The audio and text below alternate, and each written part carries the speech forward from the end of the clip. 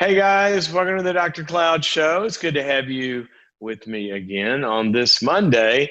And it's kind of a weird Monday. It's going to be a different program today because I am actually not sitting here talking to you in the live hour like we normally do. I am in the process of having knee surgery so I can actually start walking again. So anyway, I figured, for a few days, you probably didn't want to talk to me when I was on drugs, which I hope I'm going to be on because I hate pain. But we decided instead, we didn't want to miss a day. And we get a lot of questions about some of the principles that I've come to love over the years and through which a lot of them I see the world and actually the questions we get that, how they interact with some of those, as well as the system of thought that goes behind all the books that I write, and especially in, all of the stuff on boundaries.me. There's a whole library there where we've got over 60 courses on various topics, like emotional issues, depression, anxiety, stress, fear, addictions, all of that. And then all the relationship stuff, and then all the performance stuff about reaching goals and dreams. But I've never been one, or since early on in my career, I've never been one that was kind of techniquey or thought, well, here's a technique for this or technique for that or technique for that, that didn't tie together and have some integration into a bigger, way of thinking about things and doing things. That doesn't mean I don't like techniques. There are a lot of techniques, even on boundaries.me. There's a tons of tips and do this and this and this.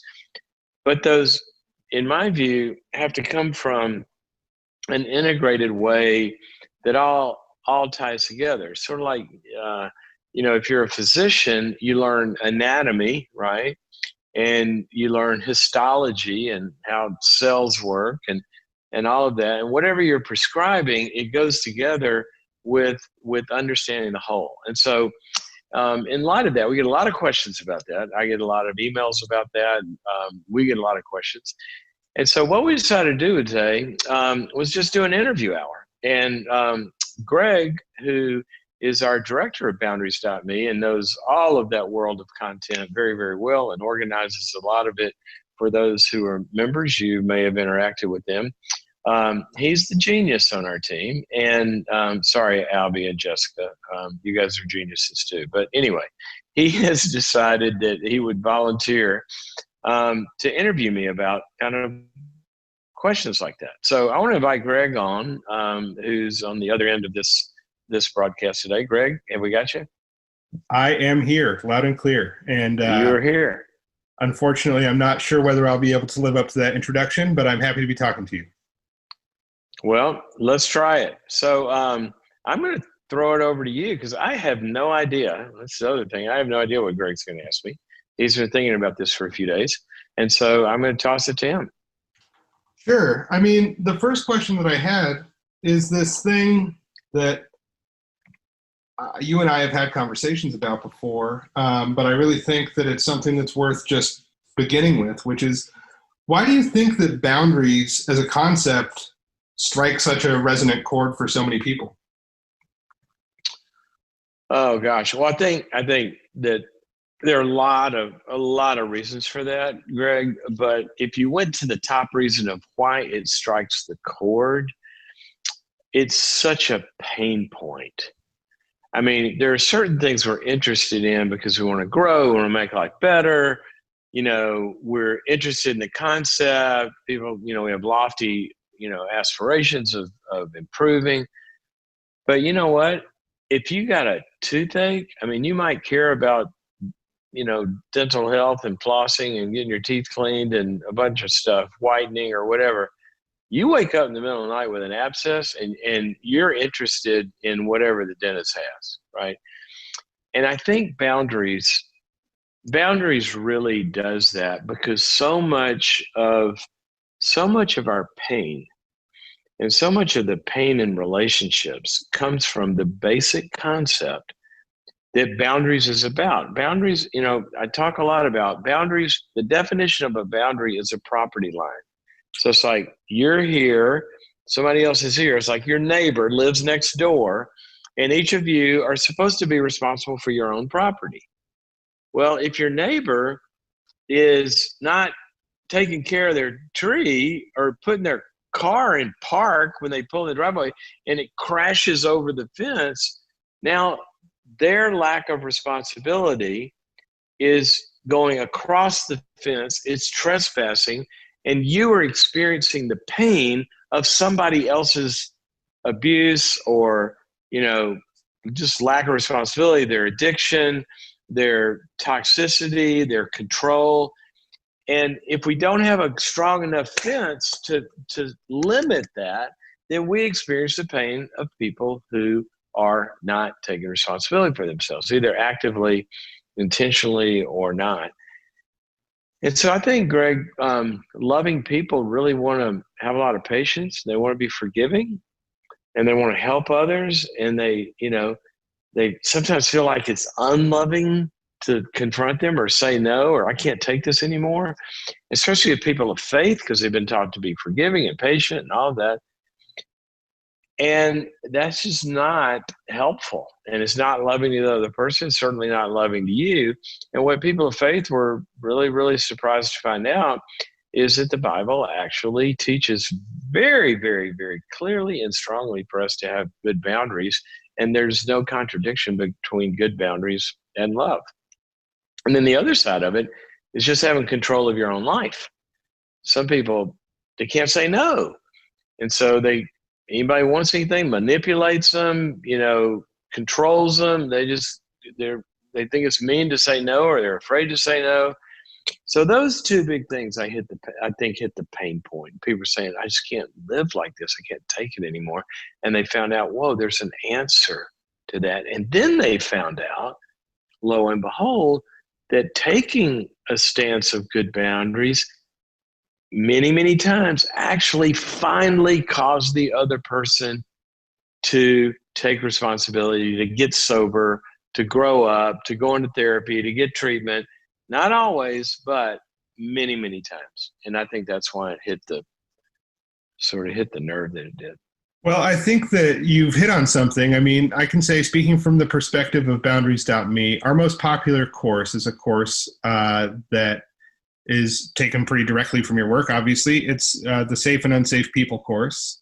And a lot of people, when they come to us and they've either read your books or they've, heard from a friend about the site, whatever it is, they're coming to us because they've been in pain or because something has happened and they don't want that thing to keep happening.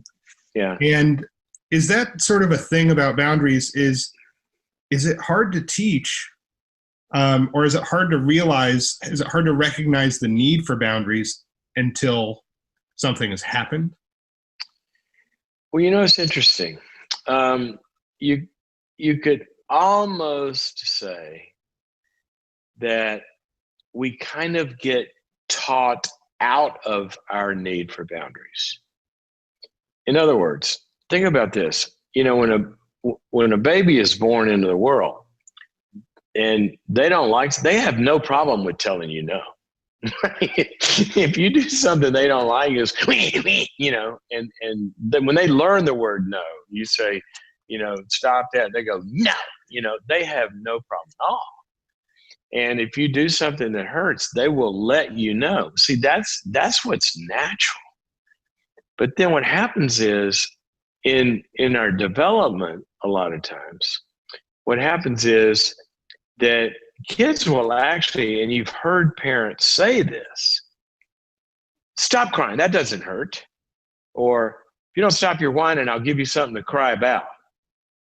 Or, well, I guess if you appreciated me or if you loved me, then you would, then you'd come have lunch with me. I mean, it gets, from young to old, what happens is people find in their relationships that they're talked out of having boundaries because the boundaries get them in trouble.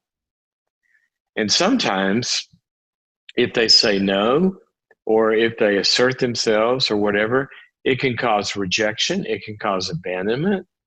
It can cause rage. Some people, if you say no to them, they escalate. People are really narcissistic or self-centered or controlling. They really frustrate. They almost get persecutory about it. And so what happens is people slowly get kind of talked out of having boundaries.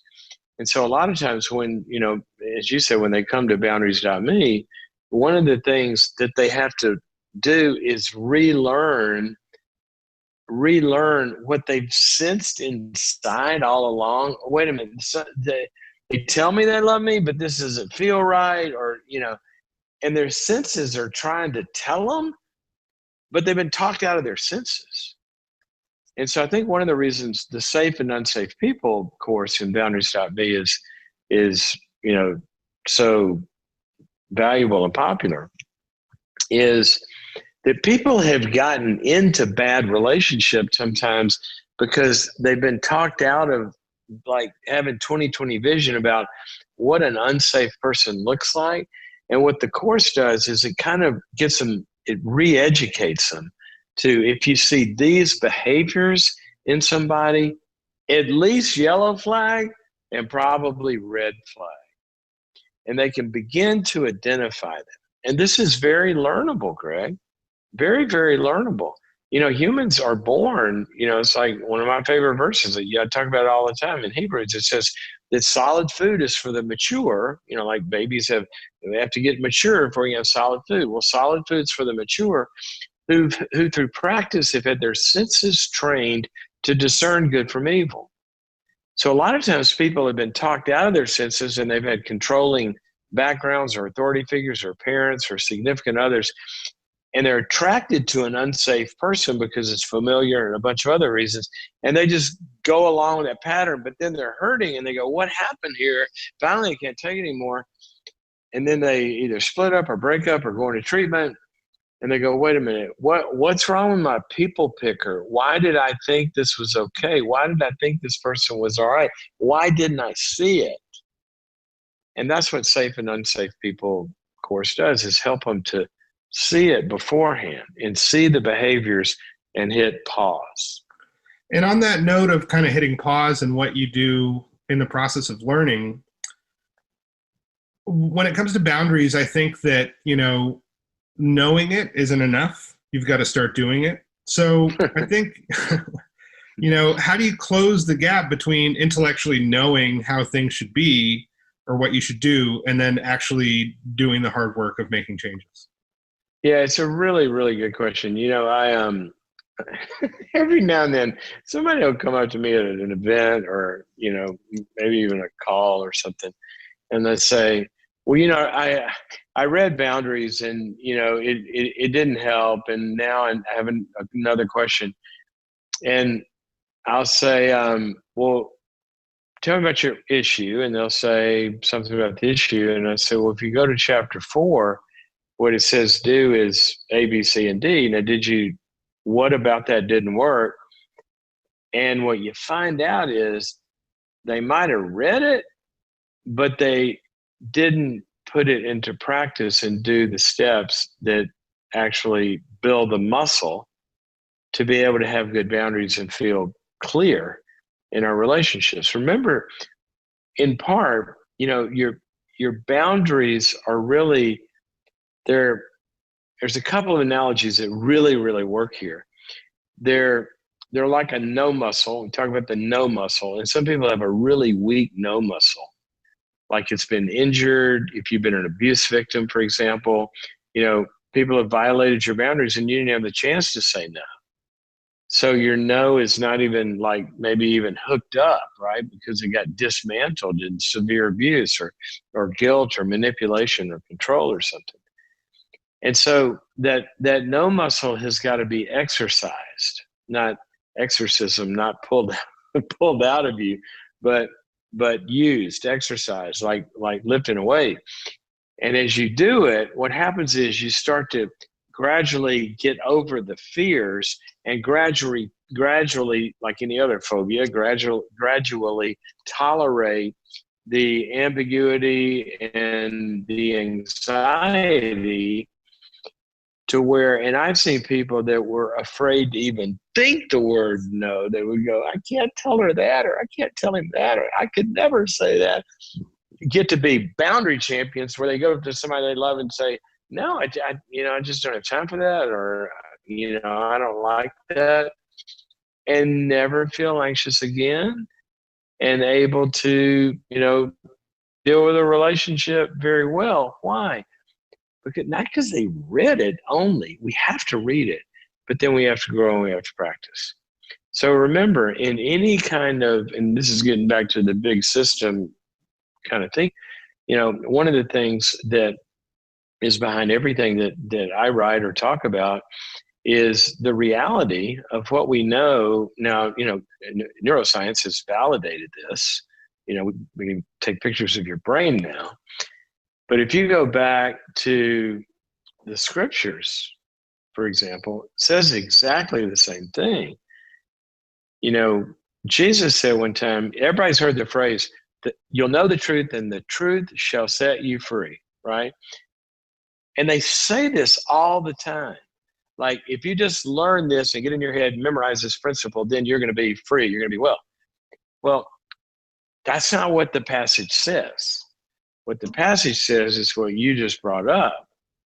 And I talk to a lot of Christians who walk around, saying that verse a lot. Like, you'll know the truth and the truth shall set you free. Sort of like, I read the book, I read the truth of the book, it's supposed to make me free. Well, what does the book say?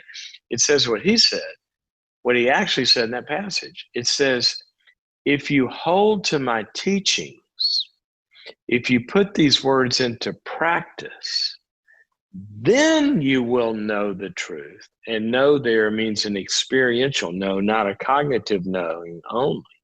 You will know the truth, and then the truth shall set you free.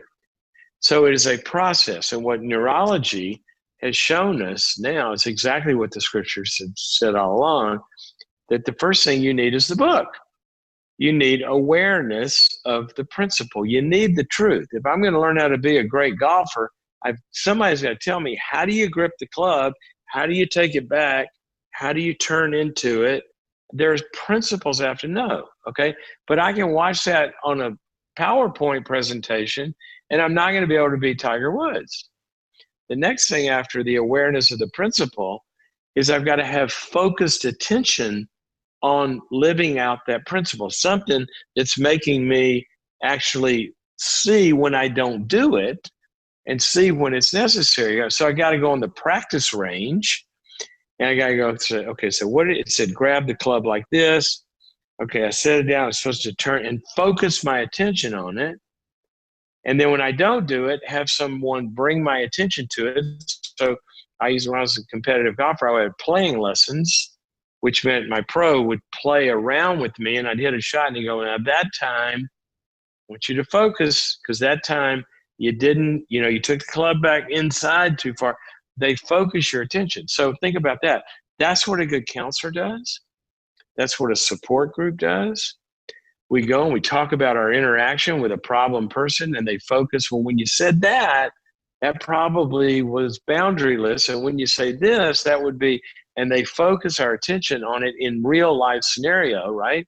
And then counselor or the golf pro tells you, oh, this time I want you to, when you take it back, I want you to really extend your left arm, right? Third thing, after awareness and focused attention, deliberate practice. So now I've got to deliberately practice the right way, all the while getting relational support. If you do that, then like you're saying, Craig, it's going to go from knowing about it to embodying it. And we're designed to feel good when we say no. Can you imagine that? Instead of having a panic attack, we're designed to feel good. Freedom is supposed to be a good thing.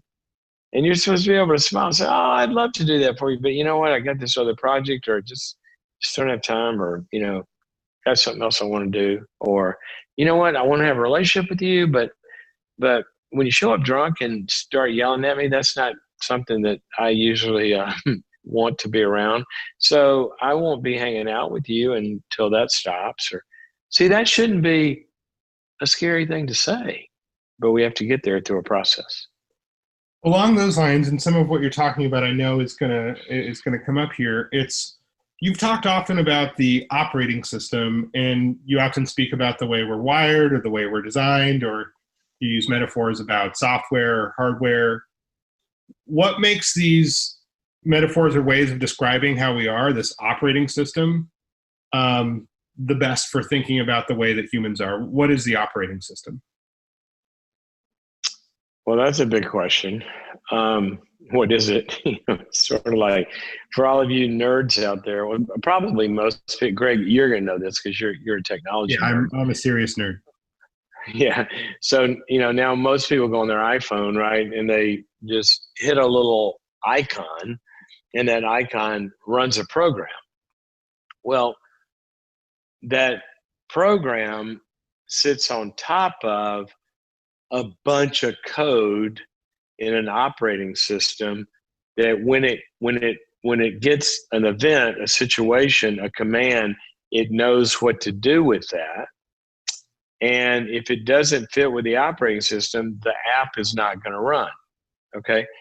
So when I say operating system, what I mean is that humans are designed, I say wired, where the code is written, and it's not only, I love the computer analogy actually, because a computer has software, that's the code, the information, right, that tells us how to do stuff, which software, you really can't see it.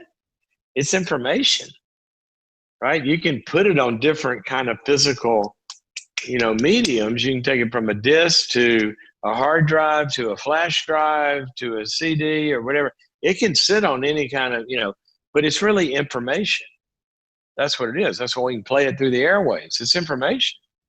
But this information of how we operate as humans also must sit on a physical medium, like a hard drive on a computer. You got a motherboard. I know this is technical, but this is how humans are designed as well. We have this software, the information, the principles by which the universe operates, that actually sits on top of hardware, which is the neurology, the brain chemistry, all of our neurotransmitters, our adrenal systems, all of the physical hardware, like a computer's motherboard. That's the equipment that the software sits on top of. Now, those are designed to go together. All right. So when I say operating system, there are certain big aspects of an operating system that are tied to the physical system as well, called a human. And the operating system has got to work in a way where we can give it commands, do certain things that the software, for example, can tell the body to calm down. All right. For example, what's an example of the operating system? Well, one of the foundational piece of the operating system of a human is that everything runs on relational connectedness. Okay, here's what we know about humans. You are physical, okay? You have neurotransmitters, for example. You have, adrenal systems. You have cortisol. You have all of this physical stuff. You have an amygdala that fires when you're afraid and calms down when you're not. Their sympathetic, parasympathetic nervous system. That's the physical. We're physical. So eating, sleeping right, exercise, nutrition, what's going into your chemistry, very, very important. If somebody's brain chemistry is off, they can have a manic episode. They can be bipolar. Physical, all right? You're also, let's call it immaterial, non-physical, spiritual, right? Your mind, all of the software, your belief systems, all of that stuff that's information interacts with the physical. So my blood sugar goes down. I start to really think sometimes, or cortisol increases. I can start to think negatively. The hardware affects the software. Get a good night's sleep, I have a different outlook. Those interact with each other. Or I can have a scary thought, and my heart starts palpitating. The physical and the immaterial, and quantum physics has shown us that these are inseparable, right? If I go like that to somebody, I didn't touch them physically, but information was interpreted in a belief set, and now all of a sudden their heart's racing and they jump back and they do physical things. Now, what most people think about in human growth is they think about the physical side, take these supplements, nutrition, medication, sleep, exercise, food groups, avoid these, all of that. And they think about the immaterial. They think about their belief systems and attitudes and learning new principles and positive self-talk and all of this stuff. And that's what they think human growth is. But it's not, because we're three parts. We are physical, we're immaterial, and we are relational, in that these sit in a triangle with the connectedness that we find ourselves in. So if I'm in a relationship with you, okay, I am literally drawing energy from you in our connectedness. That's what the Bible uses the word connection, hearts knitted together, for example, oneness, all these metaphors that have to do with this, that we're connected. And when we're connected, Greg, what does it say? It's if we have a good relationship over time, my physical world is different. My immune system changes. My brain chemistry changes. My sympathetic, autonomic, parasympathetic, all of that, the autonomic nervous system changes. My cortisol goes down. My blood pressure changes. I fight off infection differently. My cardiovascular health changes. I have less heart attack and stroke the more connected I am. And if those connections are giving me certain kinds of attitudes and belief systems and positive stuff over here, see, it all works together. So when I say operating system, any kind of intervention that we do, if you hear me, for example, just answering a call on the radio, I'm listening. Okay, one of the things that all we're talking about right now is one principle, the connectedness. I'm listening to, what is the caller, what are they telling me, knowingly and unknowingly?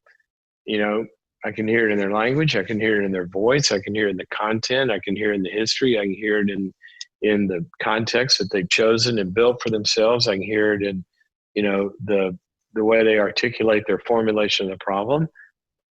What their connectedness, what their wiring is like externally and internally. And part of what we've got to look at is, how do we address the connectedness? Because they've got to get different internal connections in order to see the problem differently. And they've got to organize their external connections differently as well. So when I say operating system, what we're talking about is going past techniques to looking at the design of it's sort of like looking at the whole person. That's a long answer, but did that make sense? Yeah, absolutely. I mean, and by the way, connection is one of the principles. If I had to kind of, really hammer these out, there's going to be at least a dozen and maybe 15 or so that are really paramount that you have to look at. Yeah, and I think if you look at kind of the totality of the work, I mean, that's really is how we start defining this operating system. But something that I'm curious about is that, I mean, you and I know, and probably most of the people listening know, boundaries aren't just something you need when there's trouble. Boundaries are something that should be there. Everybody should have boundaries. Everybody does, whether they realize it or not. That's a good sentence, Greg. What you just said, they do, whether they realize it or not. If somebody's stepping over your boundaries, you might not be saying them, but you feel it because you do. You have. That's right. And something that I am curious about is that one thing we've seen with Boundaries.me is that there are certain issues that seem to come up again and again. They're questions from our members. They're, the things that inform the courses that we create, all of this stuff like dealing with narcissists, codependency, safe and unsafe people, and then along the lines of more individual themes like anxiety, shame, and issues with trust. What is it about this constellation of things that so many people are struggling with together? Why do these things often come as a package? And these things, list the things that all come together as a buy one, get 10 free package. Yeah, unfortunately. What's the bundle offering that humanity has given them? So, you've probably, just from the work that you've done and the radio show, and then, the discussion that people in our community have, there's so many questions about dealing with narcissists, about overcoming issues with codependency, about, relationships with safe and unsafe people. And then, and then the personal stuff, the anxiety, the shame, the trust. What is it about all of these things that it's so wrapped up together? Well, but I kind of see those as two different groups, even though, certainly if you're embroiled in a relationship with somebody who's really narcissistic and toxic and controlling and self-centered, and you're feeling codependent, you will have the second list, anxiety, depression, all that stuff. Sort of, that's kind of like the fever that the flu causes, right? Those are the symptoms. So they do come together in that way. But one of the things that I think really, Greg, kind of joins these together another way. It's really kind of a classic correlation in a way. But it's basically the sense of vulnerability and powerlessness. And I would say, and this is where my hat goes off to saluting all the codependents out there and all the people that are struggling at the hands of somebody who's self-centered and narcissistic. Generally, if you're in that group and you're coming to, boundaries.me to look for help here, you feel powerless to do anything about why is this person like this? Like, why are they treating me like this? What did I do? And there's this sense of vulnerability, I think, that goes in there, but you come by it honestly. And here's what I mean by that it's your stinking love that's causing you the problem. And isn't that a great problem to have? In other words, it's the fact that you care about somebody. It's the fact that you want to be in a relationship with somebody, the fact that you give to somebody like that. It's the fact that you see them in their own craziness or addiction and you want them to be better. The thing that kind of binds hurting people together is their love and their vulnerability, and that they have a heart. And oftentimes that's really why they're the target of self-centered, controlling, egocentric people. Because remember, by definition, these are people that aren't taking responsibility for their side of the equation. So they're going to be a perfect fit for somebody who takes over responsibility and says, oh, I'll do that for you. I'll be caring for you. I'll be honest for you. I'll be responsible for you. Oh, don't worry about it. Okay, never mind. I'll pay for it. Never mind. I'll pay for it. Never mind. I'll keep paying for it. Now we're years into me paying for, your behavior. Why? Because I care. And so I think the way I'd answer your question is probably the bottom line is to be a codependent, you got to care. That's a good thing. That's a really good thing. People put up with a lot because they care. Now, what they have to do is hold on to the good and grow it up. So you don't want to ever get rid of your love. You don't want to ever get rid of your caring. But what you want to do is add some structure to your love and care in ways that actually can bring about something good instead of what's the classic term is enabling. See, love, Greg, love enables things to happen. It's the great power in the universe. When we love a baby, we enable them to grow and grow neurons and brain size and, body size and an immune system and language. If you don't love them, they're not enabled to do that. But remember, the power of love can enable somebody to great heights, or it can enable evil to grow. Because that's what love is. Love grows things. So we have to ask, is my love growing in the service of somebody's responsibility and their health and their maturity, or am I helping grow their addiction or grow their self-centeredness or grow their, insensitivity? I was at a gathering just last night, and oh, she would kill me. Well, I won't say which one. I mean, my daughters are awesome, but one of them last night um, she just did something that was it. I felt like it was insensitive, and then she, I said something about it, and I didn't like the way she responded to me. And I went home, and I didn't say anything to her because we're with some other people, socially distancing, I might say. But I waited, and today I sat down with her, and I said, I want to talk to you about what happened last night. Remember the incident with? And I just had to tell her, I felt like when I asked you, and I felt like you weren't taking me seriously. You kind of blew me off. And then when I asked you, when what actually happened, and asked you to keep from happened, then you kind of, blamed somebody else and reacted to me. I said, first of all, it didn't feel good to me. And I think if you look at that, that's not how you want to be. If you do that in other relationships, that's not going to be cool. And so I said, I want to talk about it. We talked about it and got to a great place and understood. She said, yeah, you're right. I'm sorry. And I said, you know what? That's all I wanted.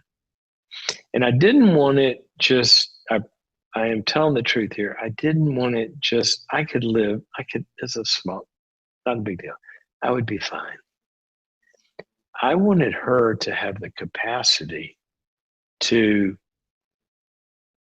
be able to see something that she did that, hurt somebody else's feelings or hurt somebody or whatever, and say, oh, you're right. I shouldn't. Yeah, you're right. I'm sorry.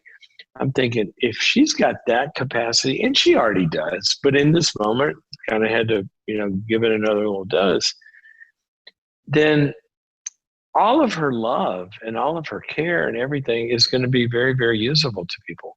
But so, if we just enable, because I love her, I'm not going to confront her, or I'm not going to set limits, or not going to have boundaries. I would be enabling and watering that insensitivity, and still, in late teens, they're not through that yet, right? Watering that to grow. I don't want to water that. I don't want to enable that. I want to love her in a different way.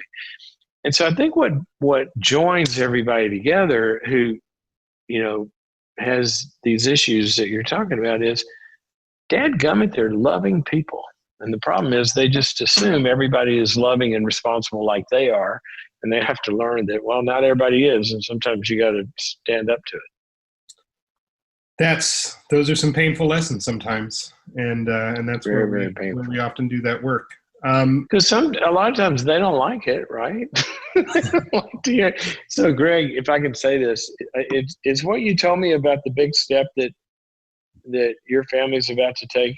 Is that public knowledge? Can I say that, or is that Okay? So, as a lot of our listeners know, I'm a big dog lover and have always trained dogs, and I've got a new one, Finley, who's a 13-week-old now, Doberman.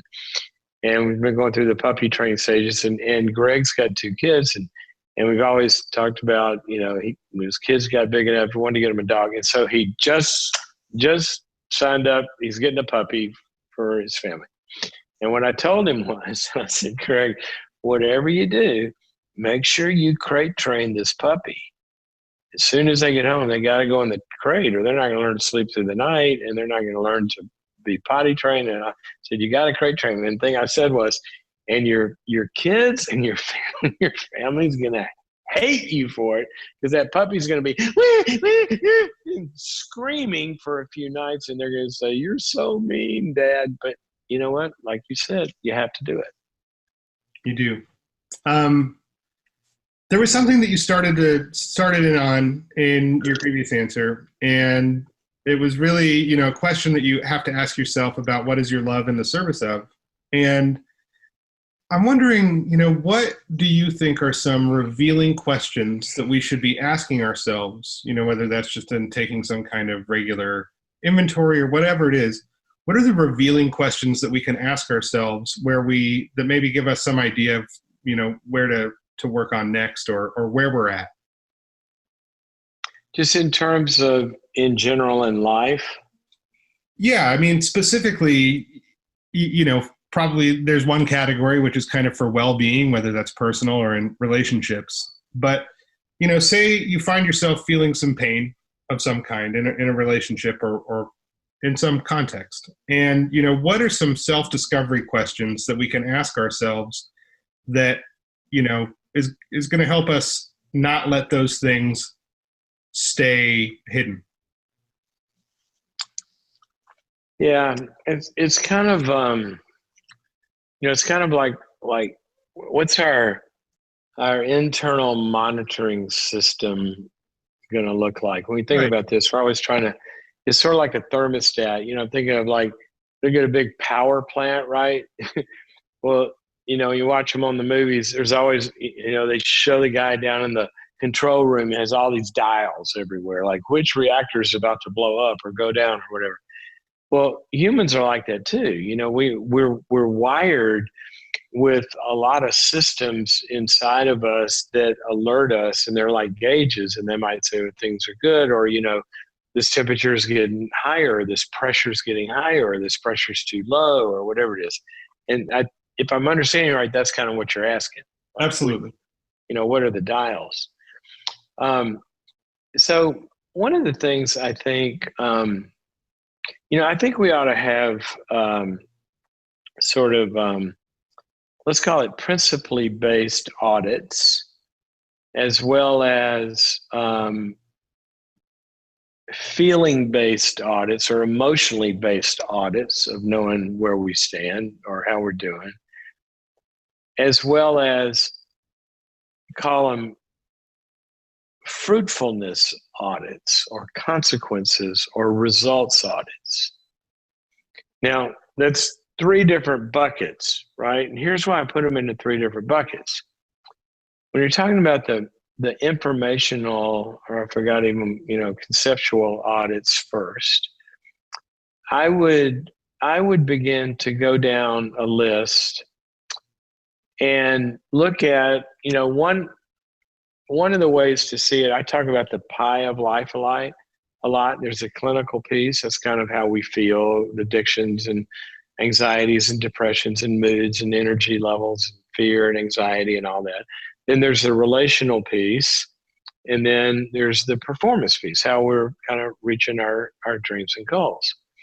Well, one of the dials that you can take is just take that pie over any scenario and ask, in this scenario, what is that dial telling me? Now, it might be in a relationship or a marriage or a family or a company or a team or a church or a community or your set of friends. Take that dial and say, how do I feel when I'm with this person? How do I feel when I'm with my team? Does my mood go up or down? Am I afraid? Do I have anxiety? Do I want to run out of there and binge on 14 large pizzas or, 12 pack of beers or something? Am I stressed out thinking about it? And so I think we can take an audit by just asking ourselves that question clinically. What does it feel like? Or even, if I'm looking at a project, what does it feel like to think about writing that book or starting that business or changing my career or quitting my job? What does it feel like? A clinical side of that. Then ask ourselves, what's the relational piece of this like? Do I feel safe in these relationships? Do I avoid any of them? Is there high conflict in any of them? Is there blame and excusing and one-sidedness in any of them? Do I feel controlled or used in any of them? Kind of the relational lens. And the third one is kind of like the performance side of it. In this team or in this church or in this relationship with a friend or in this marriage, where is it headed? Like, what are we accomplishing here? You know, are we reaching the goals in our relationship or in this team or in this church, or does it add to my reaching my own personal goals, which one of them may be just to have closeness in a relationship, right? That could be a goal, but are we getting there? You know, or is this relationship or this context helping me get to where I want to get in my career or whatever? So that's one of the ways that we could take an audit. Another way that we can take an audit, I think, is to go into the, you know, I mentioned the kind of the informational piece. Well, the second one would be just emotionally, just look at all these scenarios. I'm giving you a different paradigm now. Just to look at all these scenarios in, God, what does it feel like to be in this? And there's positive pain and there's negative pain. I mean, positive pain is when you go to the gym and you lift weights and that hurts.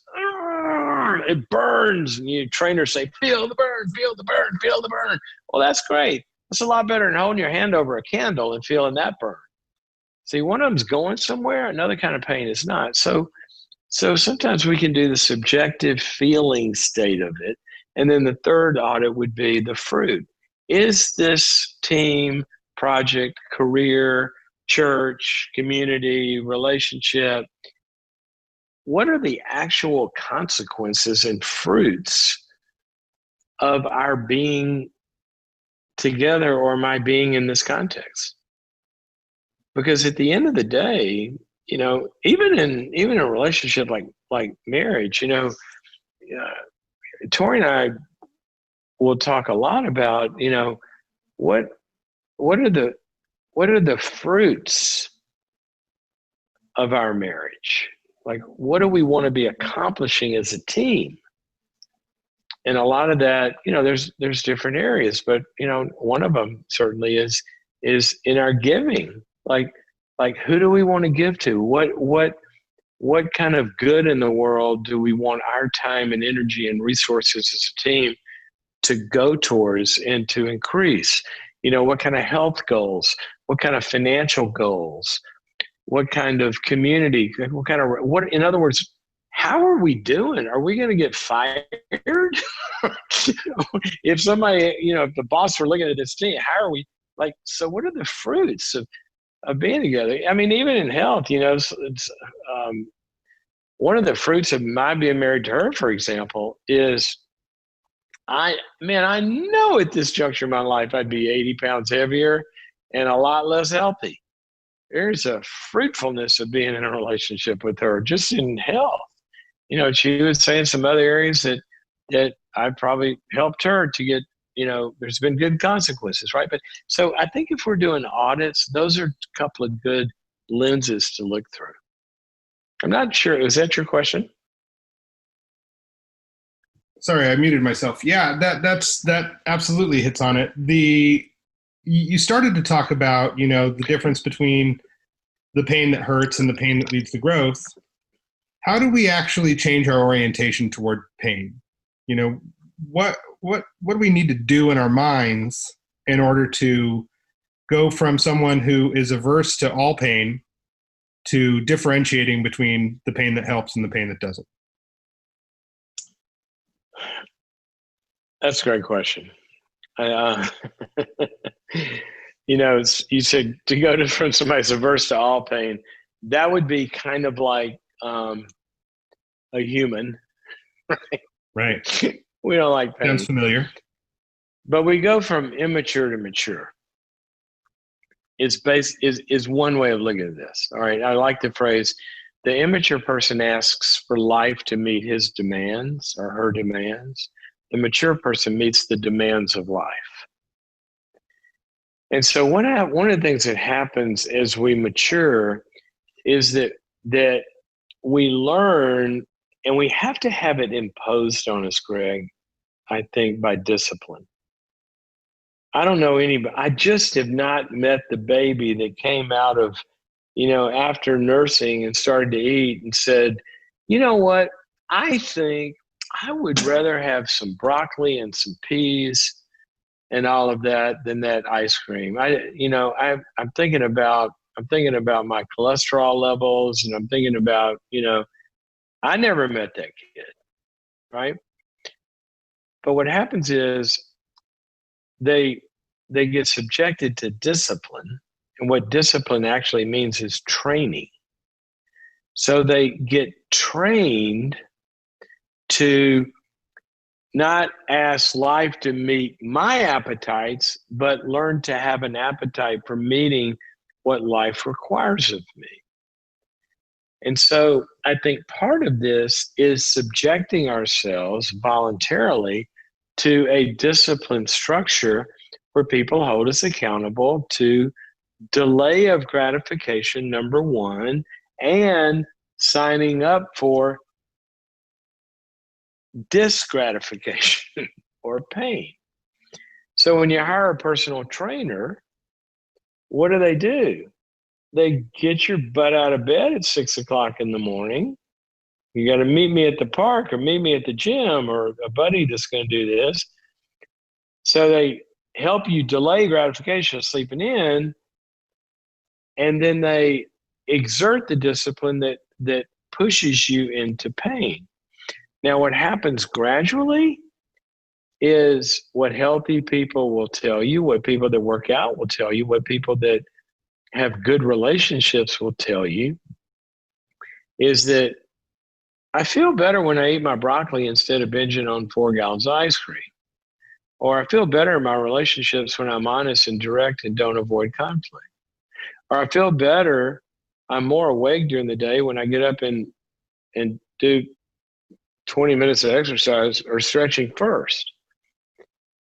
So we have to develop this appetite, and that's basically it. All humans avoid pain. But as R.D. Lang said, pain is unavoidable, but the only pain that is avoidable, and perhaps the greatest pain, is the pain that comes from trying to avoid pain. So what adults do is they sign up for pain willingly in every area. You leave the dentist. What do they say? Okay, we'll see you in 6 months. Why? So I can come back and you prick my gums again with that sharp object. Signing up for pain. Why? So I don't have the pain of a root canal. That's maturity. Somebody that, you go to a Dave Ramsey financial peace course, what are they going to tell you? Well, don't go out to eat so many times a month. Take that $29, put it over here in an IRA, or pay down that credit card debt. Signing up for pain, signing up for deprivation. Why? So when you get in the compound interest tables and you look at, are you kidding me? At 54, I'm going to have $3 million in the bank because I did that? Yeah, you are. And while everybody else is out there scrounging at 80, you're going to be, not worried about it. Every area of life. It's health, it's finances, it's getting well over a depression, anxiety, or, the pain of, it's more painful to go to an AA meeting than it is to go to the bar. It just is in the beginning. But the ones who've been in recovery and sober will tell you it's much less painful to be sober than it is to be an alcoholic in the chaos and destruction in your life. So we have to sign up for it, and we need help to do that. You and I could talk about this stuff for hours, but I want to be mindful of your time. And I have a last question for you. That's something that we've talked about. It's one of the things that we think about when we are designing the content and the messaging and how we're putting it out there. But what do people get wrong about boundaries? do you ever see people taking the concept of boundaries and kind of getting it slightly wrong in a way that maybe doesn't help? Oh, absolutely. No doubt about it. In the same way, I'll get a letter from somebody, my adult daughter or my wife or my somebody read your book Boundaries, and now they've turned on the whole family and they won't talk to anybody, and they say they're setting their boundaries. And how could you teach such a thing? Well, first thing I say is, well, first of all, I'm really sorry that happened to you, but I encourage you to read the book because that's not what it says do. It says boundaries are in the service of bringing relationships together, not breaking them apart. So whoever's doing this is not doing what the book says. A. But B, Greg, I think it's like, well, I mean, it's kind of like the Bible, right? I mean, you could take the Bible, and some people do what the book says, and they leave a legacy of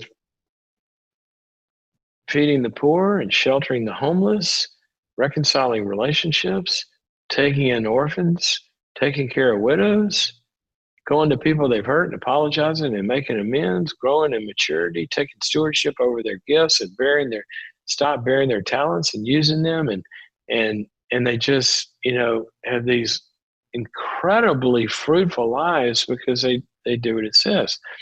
Other people can take the same book. Now they have to do some tricks and leave out a bunch and twist some other stuff, but they can start a cult. They can be mean to people. They can use it in the service of injustice when the whole book is about justice. They can justify everything from, well, everything.